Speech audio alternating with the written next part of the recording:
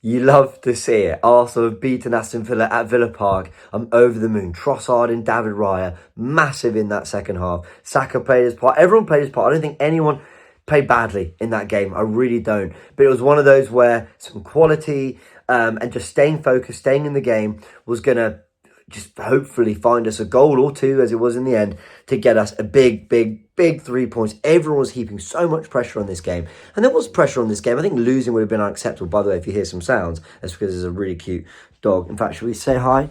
Houdini, do you want to? There we go. He's part of the match reaction. So there we go. If you just hear some heavy breathing in the background, that's him.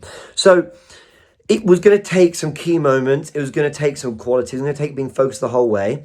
And people were talking about what a massive game this was already. And I was just like, okay, look, it is.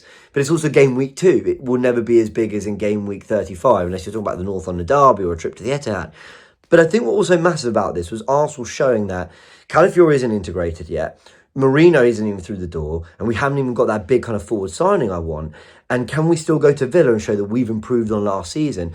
And we have, by simply, being that bit tighter at the back and going and getting 2 big goals in the second half, staying focused, sticking to the game plan, which we'll talk about a little bit. I need to think about kind of what it was Arsenal tried to do. I think it was really about being patient, hoping for their moments, and that certainly happened. But look, I've waffled sort of an intro there. Let me just give you the starting 11 very quickly, because the big news was that Gabriel Jesus was missing for this game. He wasn't, he was in the 11, which we didn't expect, but he wasn't on the bench either.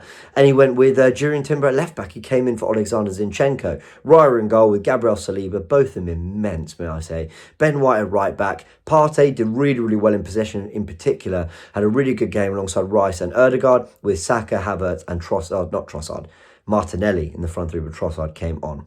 So the first half, I've got to say, other than Saka combining really well with Ødegaard to sort of open some space in the penalty area and do the kind of, it's the signature Saka move, right? Like finding that far corner. It was saved by Martinez, great save. That's kind of the only moment of the game I felt Arsenal kind of really conjured some magic and like asked Villa some questions. But that doesn't mean we weren't playing well, that we weren't doing good things. I mean, Gary Neville on commentary was saying, Arsenal aren't at their very best here. And I'm sort of thinking, well, I just wonder, like, what you expect out of a team that are, only in their second game of the season, so they're not going to be at their fluid best to a degree, but also they're playing away at last season's 4th place Premier League side and Champions League team, Aston Villa. Like, I think we were really organised in the press. I think we defended really well. There were some sloppy moments. Villa are going to have moments. Of course they are. They could easily have... Watkins should have scored 2 today. But you expect Villa to have a couple moments, no? And actually, Arsenal, for a first half that didn't really have too much in the way of chances, it was a really organised setup that actually nullified them, though, like I said, they did have some moments. But then we've got to talk about the second half, because that's where all the action really comes. The first half, of course, actually, before I jump into that, the first half did have, it did have that moment where, I think, who was that lost the ball? Gabriel was fouled. I think he was fouled. There's 2 hands from Bailey around Gabriel's kind of shoulders.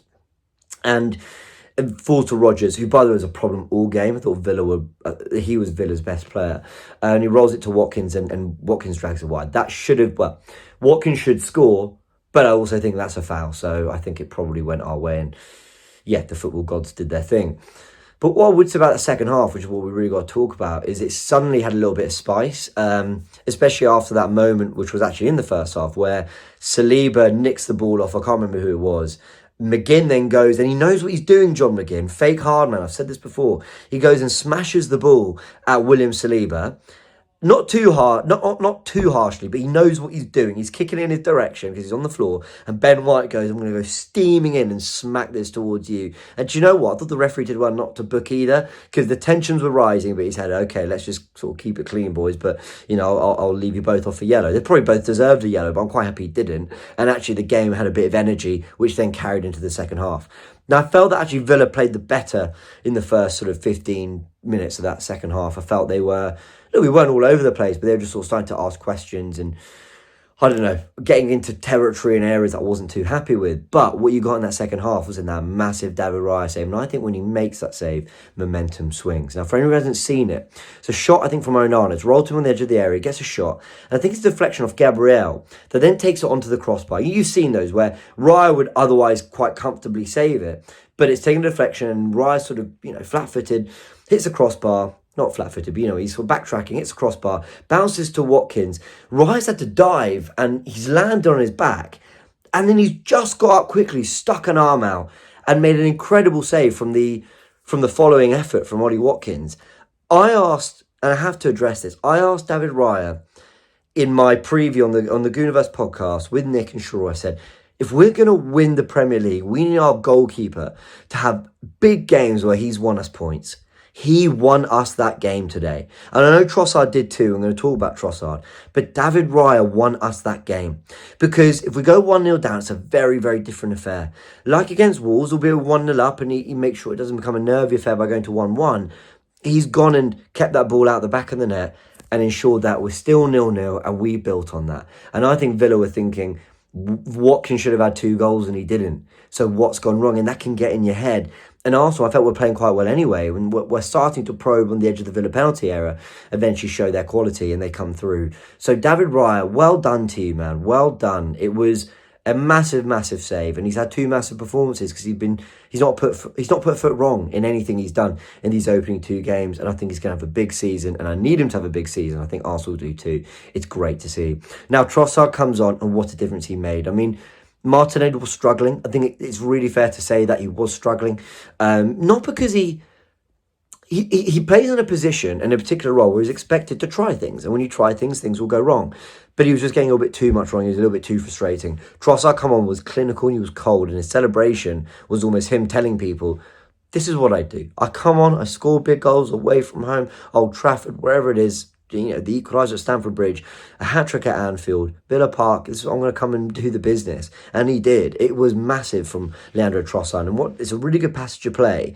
And you think that the ball's been overcooked to Saka, but he doesn't give up on it. He was brilliant second half especially. Gets that byline Saka and just drags that ball across. Now, it comes to Havertz, who keeps it alive. I think Havertz had a weird game in that he was kind of keeping things moving, but he didn't really have his best performance, let's be honest.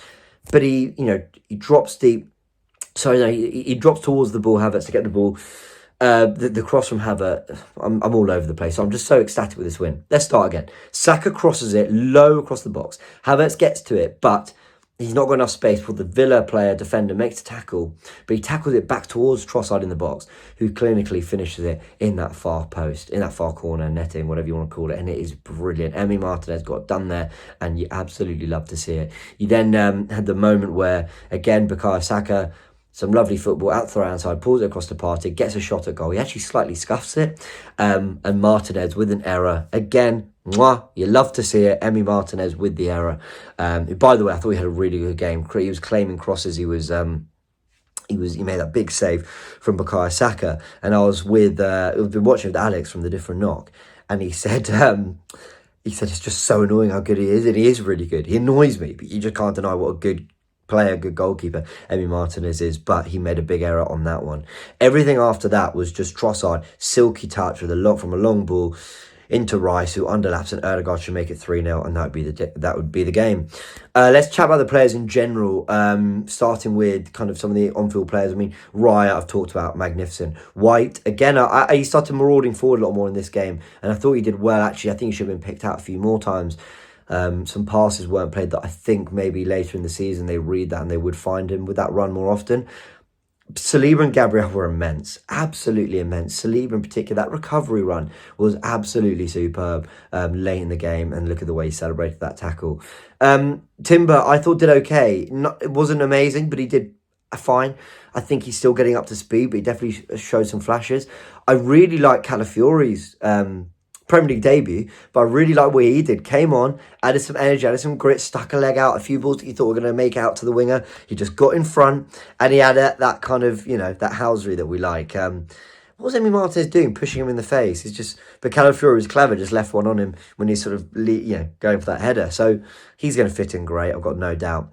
Ødegaard kept things ticking, kept things moving, wasn't his best, but definitely did some really nice things. That drag back or whatever it was, that little combination with Saka was brilliant. Saka probably should have scored from that. That was another moment where Saka playing to Ødegaard manages to turn and roll it back into Saka. He tries to go around Emi Martinez, but he shouldn't. I mean, we could have had 3 or 4 in the second half. We really could have. 2-0 is ultimately probably Is it fair result? I think a fair result would have been like a 3-1. Like, they had chances. Like I said, they did have one or two big ones. But Arsenal, I felt, were largely in control of a lot of that game. In a way, Villa Park, that's difficult to do. Villa will have chances, but we did well.